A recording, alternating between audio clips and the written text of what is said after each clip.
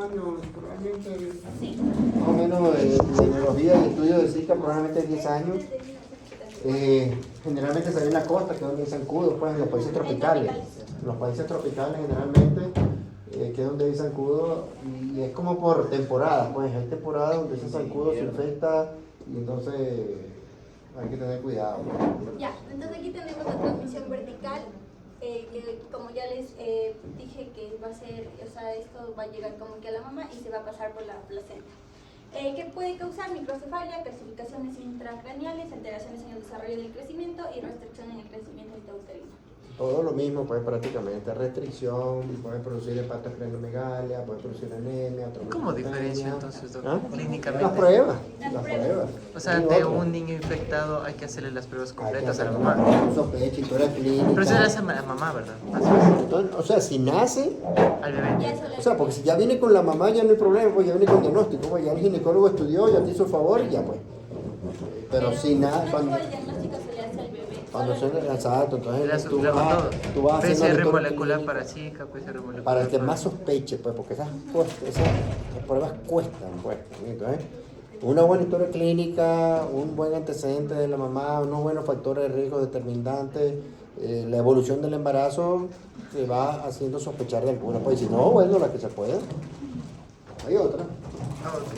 Ya, tenemos que también, o sea, el Zika puede ser asintomático, entonces al nacer, pero puede tener las secuelas igual a largo plazo. Entonces tampoco tenemos ni vacunas, ni no tenemos tampoco como que un antiviral específico para tratar esto. Entonces tenemos solo el manejo sintomático y el de soporte. Y el manejo de soporte de las secuelas, pues las complicaciones ya del... linaje africano. Ya, la epidemiología. Entonces tenemos que la distribución va a ser en África, América, Asia y el Pacífico. Tenemos que esto se conoció por primera vez en 1947 en Uganda, donde se fue como que hubo pequeños brotes, pero no fue como masivo. Y de ahí acá, como que en la Latinoamérica se dio del 2015 al 2016, especialmente en Brasil. Exactamente, o sea, ¿hace cuánto? Estamos en Hace 2026, 10 años. 10 años. Exacto, 10 años más o menos. Aquí. Ya, entonces, esta igual, o sea, se da solo como que en zonas tropicales o subtropicales.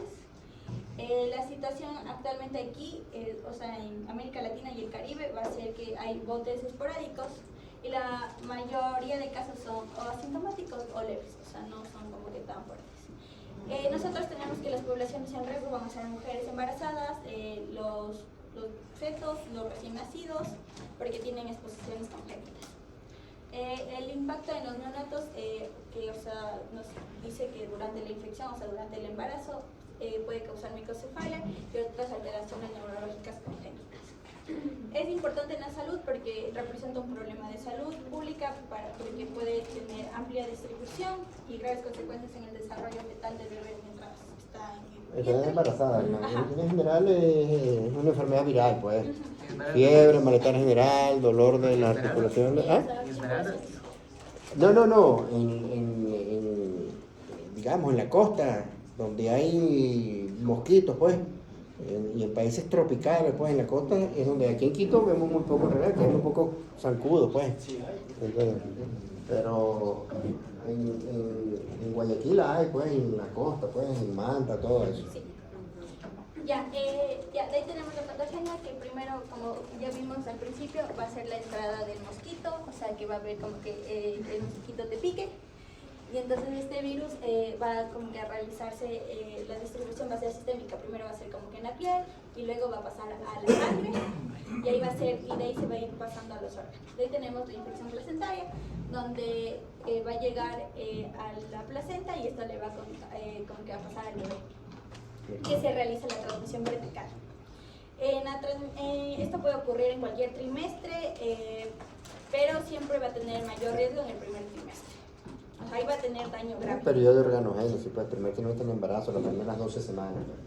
Ya, y de ahí tenemos como el tropismo neurotrópico y el daño del desarrollo, que es que estas células infectadas van a inhibir las células y van como que a producir una apoptosis y estas alteraciones migran al cerebro, o sea, al cerebro del bebé. Entonces por esto va a generar microcefalia y otras alteraciones neurológicas. Y como consecuencia, neonatales... Aquí también, hígado, vasos, pulmones. ¿Ok? Corazón. Ajá. Son menos frecuentes, pero también, como todo virus, pues se disemina. Ujú. Ya, y de ahí como consecuencias neonatales tenemos la microcefalia, las calcificaciones intracraneales que se van a dar en estos puntitos.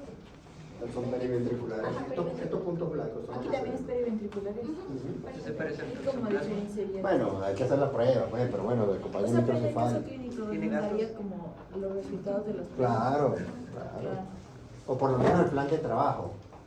Allá. Ok, ustedes van a tener que hacer el plan de trabajo. A lo mejor no llegamos al diagnóstico preciso, pero van a tener que determinar los factores de riesgo en la historia clínica, especificar Ya. por qué, cómo es la transmisión de, si ponemos el infección perinatal, cómo es la transmisión, a través de qué.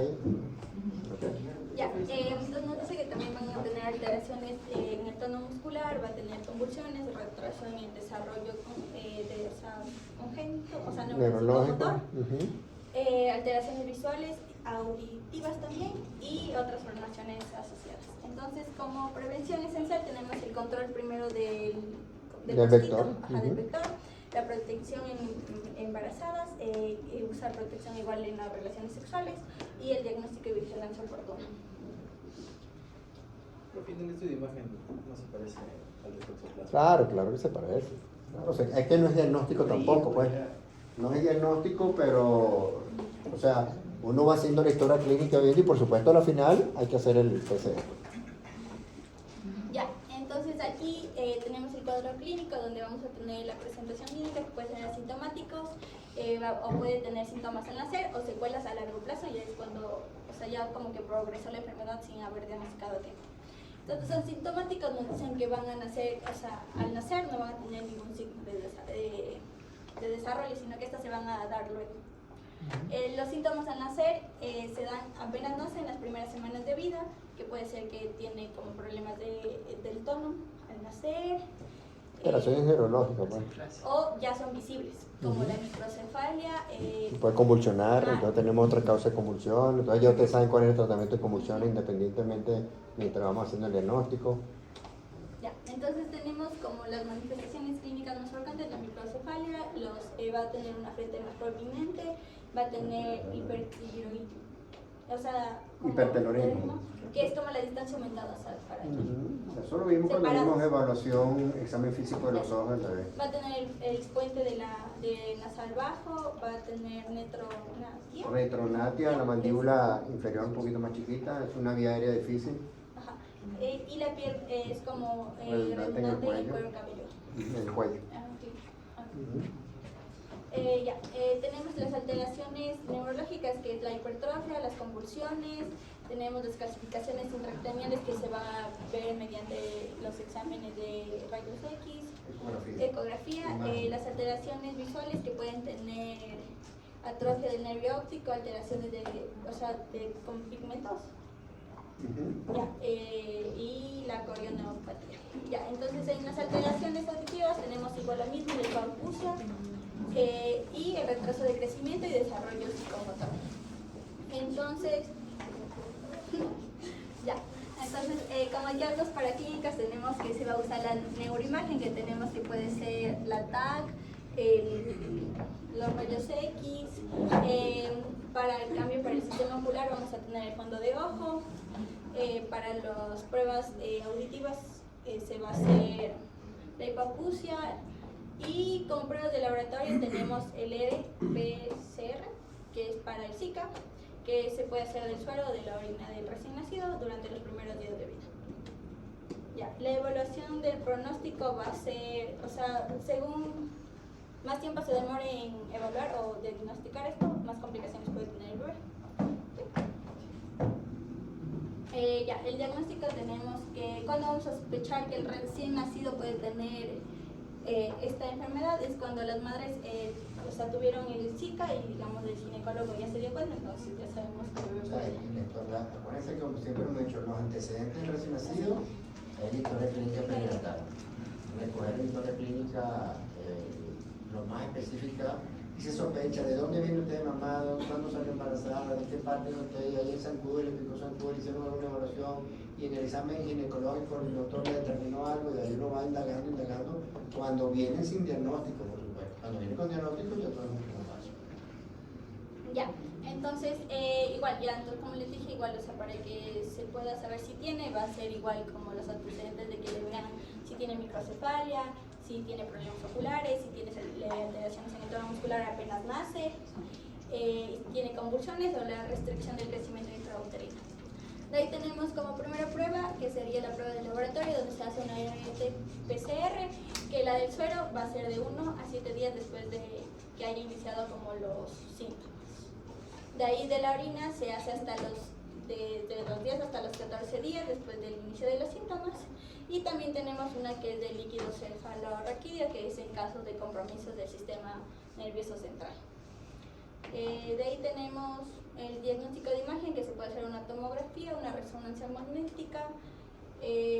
También hay que descartar con otras infecciones congénitas. Ya se me olvidó todo. Ya verás, entonces. Gracias. Oh, sí, bravo. Grupo 2. De grupo 2. Menos un punto de eso. ¿Qué pasó? Es que ahí, ya. Entonces, como les dije al principio, o sea, esta no tiene como un medicamento para tratar esto, sino que se va a usar un manejo general, que va a ser como el soporte integral, donde va a ser que revisemos la estabilidad térmica, la nutrición, la hidratación, la oxigenación, tengamos una vigilancia controlada de signos vitales, del estado neurológico y del crecimiento.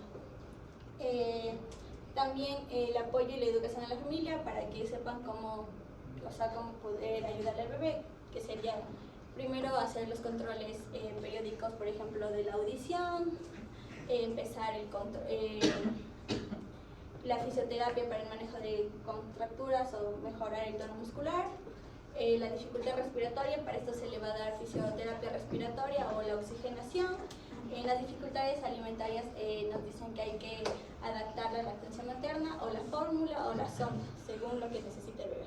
Bueno, la lactancia materna es lo fundamental, no es contraindicación. El mensaje es que no es contraindicación la lactancia materna como tal. Y el tratamiento como todo, pues primero lograr una adecuada transición al momento del nacimiento de la vía intrauterina, lo que ya sabemos y hemos puesto en práctica, y después, bueno, tratar la secuela. Si tiene trastorno del desarrollo neurológico, bueno, empezar con las terapias. Bueno, evaluación neurológica, el neurólogo va a determinar el tipo de terapia que va a necesitar el bebé. Entonces, terapia psicomotora, terapia de lenguaje. Va a ser el principal signo como inicio-megalovirus de la hipoacusia.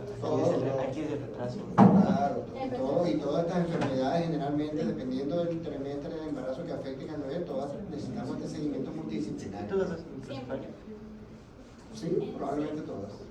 Pero en este caso son enfermedades, digamos, de transmisión vertical, entonces afectan dependiendo del momento del embarazo. Porque, por ejemplo, nosotros pudiéramos tener una microcefalia por un cierre precoz de la sutura, entonces determinamos a tiempo, operamos, operación sencilla de la sutura, libera la sutura y ya le comienza a crecer sutura normal. Simplemente se le cerró de manera espontánea la sutura. Ya, tenemos la prevención del virus, que sería eliminar los criaderos de los mosquitos, que pueden ser eliminar recipientes donde tengan como que el agua, que serían llantas, botellas, los baldes, cambiar el agua de los floreros y de cada bebedero, digamos, si tenemos animalitos, cada día, mantener patios y jardines limpios y basura ni maleza. Protegernos de las picaduras, entonces se podría usar repelente, ropa de manga larga, colocar mosquiteros en puertas, ventanas y sobre las camas. Y ya, aquí en el embarazo tenemos que si estás embarazada evites como que viajar a zonas donde hay este virus. O sea, hay periodos que son endémicos, pues, entonces la mamá puede evitar viajar a sitios tropicales donde hay muchos zancudos, es una manera, pues. ¿Okay? Ya, también es como que acudir a tus controles y avisarle al doctor si has tenido como fiebre, si has sentido que te han picado como mosquitos, si tienes dolores de cabeza o dolor articular, para que el bebé siga con esta evaluación. O sea, para determinar, y entonces probablemente el ginecólogo le mande a hacer pruebas específicas o esté, digamos, más pendiente en la parte perinatal, ¿no? Estos pacientes que vienen con control ginecológico normal probablemente pasen a un control con perinatología para hacerle seguimiento al feto como tal, pues porque tiene el antecedente de una enfermedad viral de transmisión placentaria. Y a lo mejor ocurrió en el primer trimestre del embarazo, entonces tiene el riesgo de tener malformaciones congénitas, entonces hay que tratar de, muchas de estas malformaciones se determinan perinatalmente. Ya, también, o sea, en las relaciones sexuales nos recomiendan que, o sea, si la pareja de la mamita ha viajado, digamos, a estos lugares donde es endémico esto, evitar tener relaciones durante al menos 2 meses y si no sabes, o sea, siempre usar protección. Y en la comunidad sería como que participar en campañas, eliminar los criaderos y ya, y colaborar como que con las campañas del centro de salud. Ya, entonces, ¿Alguna pregunta? Hemos visto citomegalovirus, rubiola, toxoplasmosis, Zika. ¿Qué viene ahora? Serie.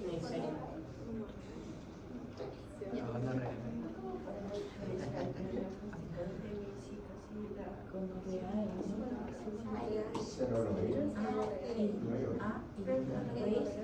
O sea, en una persona que no esté embarazada, el tratamiento es sintomático, como ya sabemos. Si la evolución del dengue es diferente, pues, ¿okay? No es tratamiento sintomático.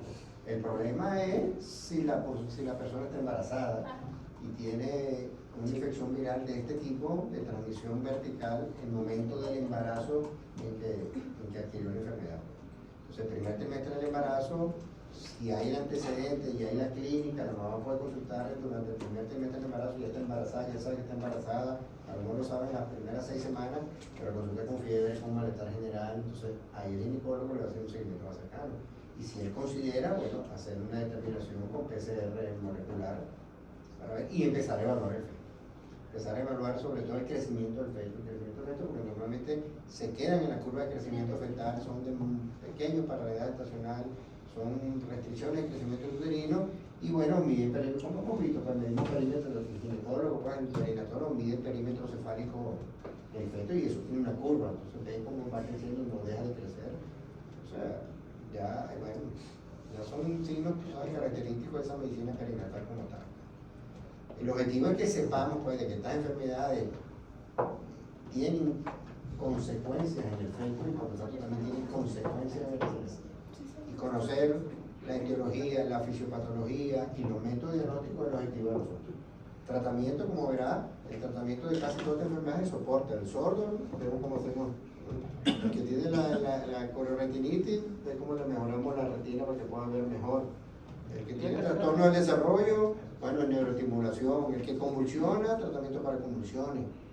El citomegalovirus tiene el tratamiento para disminuir la sordera, toxoplasmosis tiene algunas terapéuticas, pero hay otros que sí tienen tratamiento, más adelante vamos a seguir viendo. Aquí tenemos a Nicelia. sí, ya, ya, este es en cambio en el recién nacido igual va a ser vertical, pero esto va a ser en el momento del parto. Ahí es cuando se va a contagiar. Entonces la miseria es un diplococo gran negativo que va a ser como en formitas de café. El reservorio va a ser humano y la transmisión en neonato va a ser, como les dije, durante el parto o cuando el bebé entra con las secreciones de la mamá. Ya. En la epidemiología vamos a tener, como dijo, la transmisión que es vertical, es cuando este neonato va a pasar por todo lo que es el canal del parto y va a cruzarse y va a cruzarse con secreciones vaginales que van a estar infectadas, secreciones cérvico-vaginales. Va a haber un riesgo de infección del 30 al 42% si es que no se realiza una profilaxis, que la profilaxis se tiene que hacer en las primeras 4 horas de vida, con lo que va a ser eritromicina al 5%, una gota en cada ojo.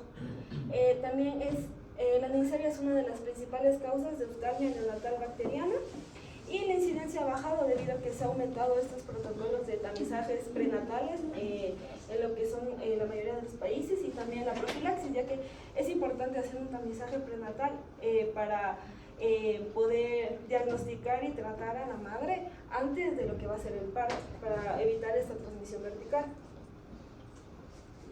En la patogenia tenemos que primero vamos a tener a la madre que ya está infectada, va a tener esta infección de transmisión sexual, va a tener ya la neisseria en su cuerpo, y lo que va a pasar es que en el momento del parto, como dijimos, va a tener el neonato por medio de la conjuntiva, se le va a meter todas estas secreciones que van a estar infectadas, y va a haber una colonización bacteriana con la ayuda de lo que es el filo y las proteínas, como la proteína OPA, que va a hacer que se adhiera lo que son esta bacteria a las células epiteliales de la conjuntiva, va a hacer que se adhiera, y esto va a causar una inflamación, secreciones purulentas en lo que va a ser el neonato, una respuesta inflamatoria intensa con el sudado, y puede llegar a hacer complicaciones de úlceras corneales, ceguera. En el cuadro clínico vamos a tener que ya desde que tuvo contacto con la bacteria, va a ser del segundo al quinto día de vida. Los signos va a ser un edema palpebral, va a estar hinchado lo que va a ser el párpado, conjuntivitis va a ser bilateral, puede presentarse primero en un ojo y después ya va a ser en el otro ojo, pero va a ser simétrico. La secreción va a ser un exudado purulento, puede ser amarillento verdoso, así. Y puede haber complicaciones, lo que va a ser una úlcera corneal, que va a hacer que se va a erosionar esta infección en lo que va a ser la parte superior de la córnea. Puede haber lo que van a ser cicatrices, dando lo que es una ceguera, si es que ya se le diagnosticó y aún así no se le ha tratado a lo que es el neonato. Recuerda que vimos la prevención oftálmica recién nacida, ¿no? Para esto justamente. De ahí tenemos el diagnóstico, vamos a hacer basado en el cuadro clínico, vamos a ver al neonato que va a tener la conjuntiva irritada, va a tener roja, va a tener la secreción purulenta, hinchado lo que van a ser los párpados. También es importante saber los antecedentes maternos, hacer una buena historia clínica, el examen microscópico, vamos a hacer una tinción Gram, en donde vamos a ver, como podemos ver en la imagen, van a ser diplococos Gram negativos intracelulares. También un cultivo en agar Taller Martin. Esto es importante hacerlo de lo que va a ser la secreción de la conjuntiva, que está con secreción purulenta. Pruebas moleculares como va a ser la PCR, que tiene una alta sensibilidad y especificidad. Ya. En el tratamiento vamos a tener el antibiótico de elección, que es la ceftriaxona, es dosis única de 25 a 50 miligramos por kilogramo, dosis intravenosa o intramuscular en dosis única. El tratamiento tópico, primero vamos a hacer limpiezas frecuentes de esta secreción que está teniendo el neonato, y lo que dijimos, la profilaxis que se hace, vamos a ponerle eritromicina oftálmica cada 6 horas por 7 días. Y el seguimiento, hay que ir viendo que los síntomas del neonato vayan disminuyendo, ¿ya? Y que no se agrave a meningitis, a una artritis séptica y a una perforación corneal o ceguera. O sea, tenemos tratamiento con antimicrobianos, pues, en este caso, y aparte de tratamiento tópico, el seguimiento, por supuesto, para evitar las complicaciones, y otra cosa es la prevención, que la hacemos de rutina en todos los recién nacidos. Pues yo espero que ustedes sepan, pues, que cuando vayan a atender partos y roten, pues, por neonatología, por centro estético, y estén en la parte de la se acuerden de que tenemos que hacer las dos prevenciones que siempre hacemos en el centro estético. Pues, una es la prevención de conjuntivitis y la otra es la prevención de enfermedad hemorrágica. También es importante tratar a la madre y a la pareja sexual de la madre. Sería darle igual ceftriaxona, pero 500 miligramos. Eso es importante. La prevención, lo más importante es hacer el tamizaje prenatal para ver si es que antes del embarazo esta persona ya tiene lo que es la neisseria, porque es asintomática. Entonces no va a presentar síntomas, casi siempre es asintomática. Pues por eso es que al final se detecta en lo que va a ser ya el parto, si es que no se hicieron los controles prenatales, y puede terminar en lo que es una cesárea. El tratamiento que es oportuno, también la profilaxis, que esto es importante al nacer, a las primeras 4 horas de vida, más a la primera hora de vida, y tener una educación y consejería sobre enfermedades de transmisión sexual, lo que van a ser prácticas sexuales seguras, adherencia al tratamiento y el seguimiento del control. De ahí tenemos clamidia neonatal. Tenemos la etiología, es la Clamidia trachomatis, es una bacteria intracelular obligada. Esto quiere decir que necesita sí o sí estar dentro de una célula para poder replicarse. ¿ya? El reservorio va a ser el ser humano, la fuente de infección sería la mujer que ya está infectada con clamidia, y igual el método de transmisión va a ser la transmisión va a ser vertical durante el parto. El periodo de incubación, desde que ya tenemos contacto con la bacteria, va a ser de 5 a 14 días en promedio.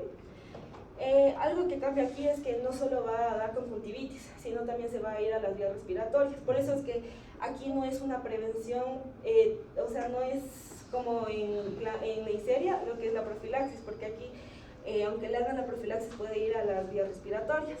Tenemos los factores que van a favorecer la transmisión, que es cuando no se ha tratado una ITS, falta de tamizaje prenatal, diagnóstico tardío, alta prevalencia de tener una transmisión sexual.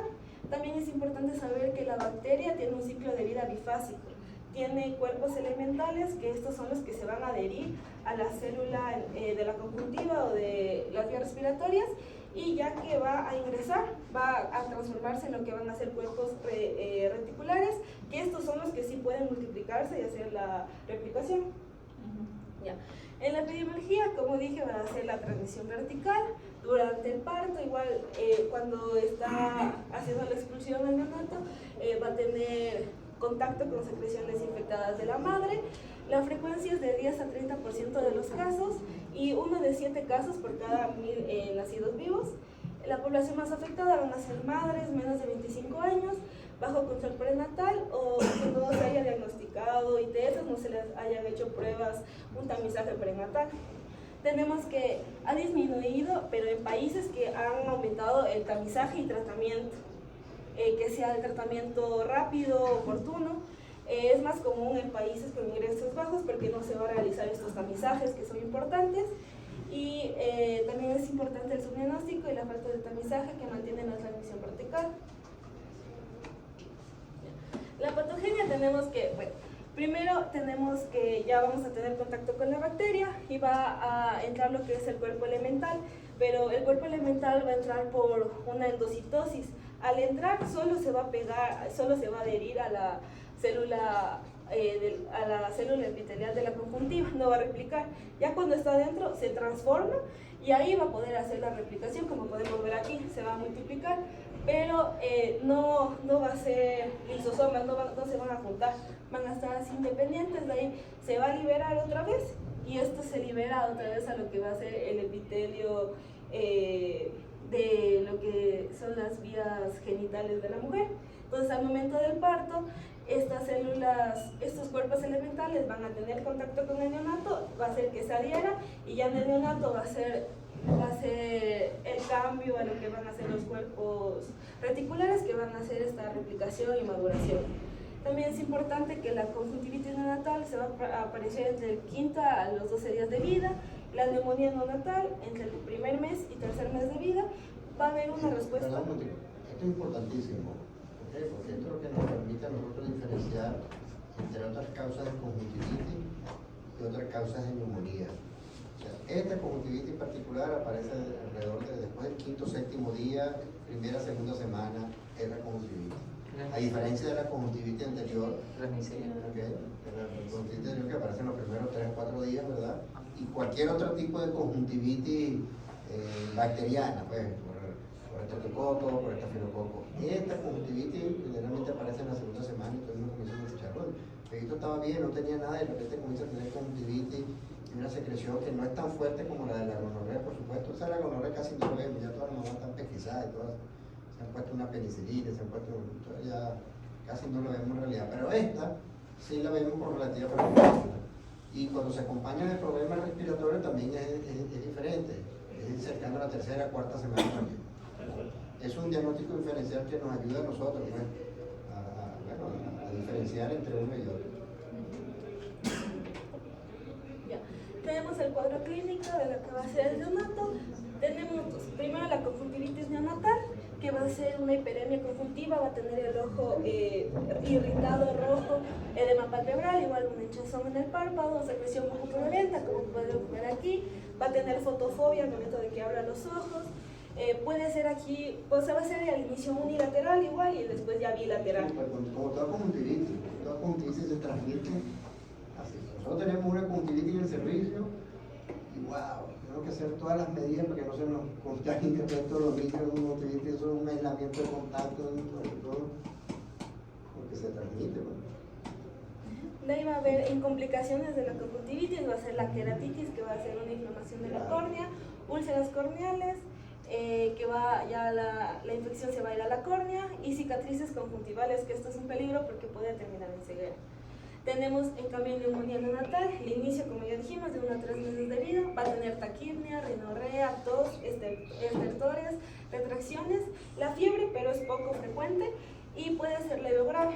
Lo que va a complicar ya va a llegar a una neumonía persistente, atelectasias y infecciones respiratorias recurrentes. También hay otros hallazgos, no son tan frecuentes, pero sí puede darse una otitis media, diarrea, hepatosplenomegalia, lo que va a ser un retraso del crecimiento, no va a aumentar ni el peso, la talla, ni el perímetro cefálico, irritabilidad, el bebé puede estar hipotónico, no va a estar flexionado, e intolerancia alimenticia, va a tener rechazo al seno materno, y esto es importante porque va a ser porque el sistema inmune va a estar alterado y va a ser en una inflamación constante.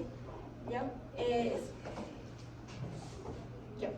Ahora vamos a hablar de cómo diagnosticamos en sí la conjuntivitis neonatal y la neumonía. Como ya les explicó mi compañera el cuadro clínico en sí de toda la conjuntivitis, voy a ir directo al diagnóstico de elección como tal, que sería la PCR-NAT o la amplificación de los ácidos nucleicos. En esta es como que la prueba que más se utiliza porque tiene una alta especificidad y sensibilidad al momento de evaluar el material genético del ADN, que es del paciente que es portador como tal de la tuberculosis. ¿Qué es importante de esto? Que no solo necesitamos un exudado como tal, sino que necesitamos hacer un raspado en la conjuntiva palpebral inferior para así obtener células epiteliales que están contagiadas como tal. Entre otros métodos tenemos como que la tinción Gienza, que es barata y es rápida, pero es menos sensible como tal porque solo vamos a evaluar los cuerpos de inclusión intracitoplasmática. Eso es más común, ¿no? Ya, y también tenemos el cultivo en líneas celulares, pero ese es el menos frecuente que se utiliza en sí, porque es lento, es costoso y se necesita, al momento de transportarlo, se necesita tener una cadena de frío como tal. Y básicamente más se lo utiliza como en momentos de que hay casos de niños que han sufrido violaciones. En la neumonía también se la conoce como síndrome de neumonitis afebril. ¿Por qué? Porque no presenta fiebre como tal. Es muy raro que presente la fiebre, entonces no tiene fiebre, pero lo que sí es como lo distintivo de esto es la tos en estacado. Y persistente. ya, o sea, hay muchos virus que producen este tipo de tos, pues, pero es una manera de nosotros evaluar eso. Ya. En el hallazgo clínico vamos a encontrar que tiene estreptores crepitantes y una taquipnea. Y en el diagnóstico vamos a identificarlo mediante una radiografía de tórax, en la cual vamos a tener un patrón intersticial difuso e hiperinsuflación pulmonar. Vamos a necesitar de una PCR en aspirado nasofaringio. Esta va a ser en sí como que la prueba confirmatoria porque vamos a evaluar exactamente las células epiteliales, o sea, la carga que tienen estas células epiteliales. Y la eosinofilia en hemograma, en la cual mediante el microscopio vamos a identificar a los eosinófilos como tal, y vamos a tener un marcador clásico que va a ser mayor de 400 células de milímetros cúbicos. O sea, no es específico, pero es orientador en el diagnóstico de esta eosinofilia, pues, en el cultivo. Sí, ya, ahí tenemos una... Esta es una imagen radiológica de un filtrante artificial. Vean cómo es este edema que hay, estas cuestiones blanquitas que ven entre los alveolos, pues, es lo que hace característico como describirían los imaginólogos, pues, como un infiltrado intersticial bilateral homogéneo. ¿Ok? Fíjense aquí. Esto es lo que corresponde a la célula cardíaca más o menos. Sí, esto es un recién nacido. O sea, me parece que sí es un recién nacido en realidad por la característica del tórax y todo esto. Ya, como tratamiento vamos a tener como que dos partes. Primero el abordaje integral, en la cual no solo vamos a tratar al niño, sino que vamos a tratar a mamá y a papá también. ¿Por qué? Porque es importante cortar la transmisión como tal. En caso de que vayan a tener otro hijo, o sea, quieran tener otro hijo así. Entonces necesitamos cortar esa transmisión. En el bebé tenemos que tener en cuenta que el tratamiento no solo tiene que ser tópico, porque eso solo va a tratar en sí la infección local, sino que necesitamos un tratamiento oral para que trate la infección sistémica. ¿Qué vamos a utilizar? Como primera línea utilizamos eritromicina de 50 miligramos por kilogramos al día por 14 días dividido en cada 6 horas. ¿Qué es lo que tenemos como que tener en cuenta quizás de esto? De que la eritromicina puede causar la hipertrofia del píloro en neonatos. Sí, es un antibiótico en realidad de poca frecuencia en el uso neonatal en realidad. Y acuérdense que el intervalo va a depender del peso del bebé, va a depender de la edad estacional, o sea, esta es una dosis, digamos, general, pues. Pero todo eso va a depender, pues, de la edad estacional y del peso del bebé. ¿Qué más? Ya. Y como alternativa tenemos a la acitromicina, la cual se da 20 miligramos sobre kilogramos sobre día por 3 días y es una sola toma diaria. Y quizás podría ser esta la mejor opción en sí, por lo que no tiene que ser tantas tomas al día. Como prevención, en el MSP básicamente la manera de prevenir es el tamizaje en sí. Es el tamizaje en sí para identificar a las mamás que están contagiadas con esto y poder actuar rápido y que el bebé no tenga esta infección. Se necesitan hacer pruebas de detección de clamidia para todas las embarazadas, pero hay que tener énfasis en personas que tengan múltiples factores de riesgo, como que su pareja esté infectada, que tengan múltiples parejas o que sean menores de 25 años. Ya. En caso de que el tamizaje llegue a salir positivo y se dé la confirmación de que la mamá tiene clamidia, el tratamiento debe ser inmediato, debe ser de acitromicina de 1 gramo vía oral y es una dosis única. O se puede dar amoxicilina 500 miligramos vía oral cada 8 horas por 7 días. Y como no menos importante, hay que darle en sí una charla educativa a la mamá de que se tiene que proteger y tiene que seguir el tratamiento adecuado. Ahora vamos a hablar de la tuberculosis neonatal. La tuberculosis neonatal es causada por la Mycobacterium tuberculosis o el bacilo de Koch. Principalmente es causada por esta micobacteria, pero puede ser causada también por la Mycobacterium bovis. La Mycobacterium tuberculosis se caracteriza por ser un bacilo aerobio estricto porque necesita de oxígeno en sí para vivir, por eso su lugar su lugar para quedarse en sí para sobrevivir son los pulmones. Es un ácido alcohol resistente y tiene una replicación intracelular lenta. Su mecanismo de acción es que básicamente el macrófago va a intentar eliminarla, pero esta va como que a neutralizar o engañar en sí al momento que se tiene que dar la fusión del fagosoma lisosoma, del fagosoma y lisosoma, sí, entonces no se da esta fusión, por lo cual no va a poder el cuerpo como tal eliminar a la micobacteria. Las vías de transmisión de la Mycobacterium, una transmisión congénita, que es placenta, mamá feto, que se da mediante la placenta, mediante la sangre. La transmisión intraparto, que el bebé pueda aspirar el líquido amniótico que está contagiado con la Mycobacterium, o la exposición postnatal, en la que esté expuesto hacia personas que tengan una tuberculosis no tratada. Ya, en la epidemiología a nivel mundial es una enfermedad rara, pero tiene una mortalidad alta, aproximadamente de 30 a 40%. No se diagnostica si no lo diagnostican durante el embarazo, se debe tener como que un tratamiento adecuado.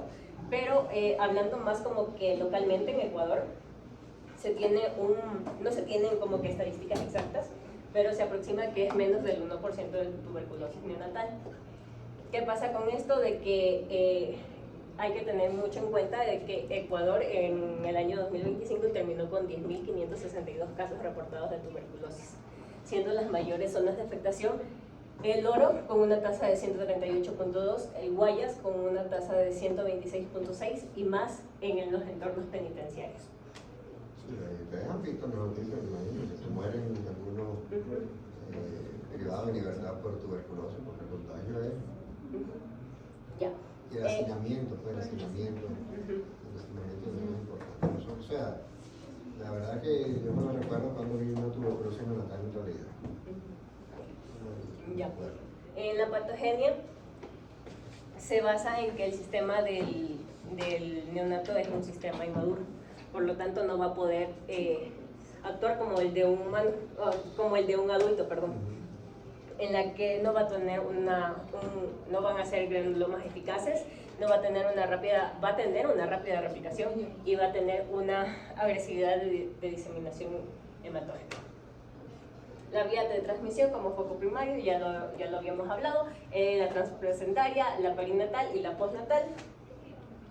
Y aquí en la prenatal es importante porque al momento que el bacilo viaja por la sangre, lo primero que va a afectar va a ser el hígado. El hígado, y por eso vamos a tener una hepatoesplenomegalia severa. Ya. Que no es específica, pero como todos estos procesos de transmisión perinatal tienen hepatoesplenomegalia. Y la progresión, o sea, lo que vamos a encontrar en sí, si la infección llega a ser sistémica, las afectaciones principales son pulmones, vasos, ganglios linfáticos y meninges. Esto puede ser, o sea, esto puede avanzar en sí a una enfermedad sistémica grave. Ya, en el cuadro clínico, la tuberculosis no se lo puede detectar al momento que nace el paciente como tal, sino que va a aparecer alrededor de una semana o al mes del nacimiento del bebé. La verdad que un diagnóstico que lo asiste por exclusión. Ya. Va a tener síntomas inespecíficos, por lo cual puede confundirse con las patologías del TORCH o con una sepsis bacteriana. Pero que vamos a tener como que tener en cuenta de signos es la inestabilidad térmica. El bebé no va a poder tener una buena regulación de temperatura, entonces va a tener fiebre o va a tener hipotermia. Que puede estar en sepsis. Va a tener una dificultad respiratoria que va a presentar taquipnea y tejido, lo cual esta puede progresar en una neumonía. Que puede tener también sepsis también en caso de neumonía que ya vimos.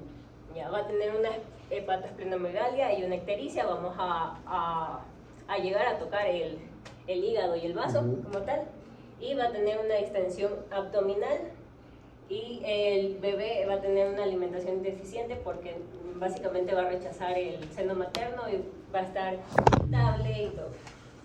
Y ahí, como en casos graves, hay que tener en cuenta que esto puede dar una afectación en el sistema nervioso central y pueden tener signos neurológicos por una meningitis, tuberculosis. Ya, en el diagnóstico, todos los diagnósticos es un conjunto en sí de clínico, laboratorio, estudios de imagen y de antecedentes maternos.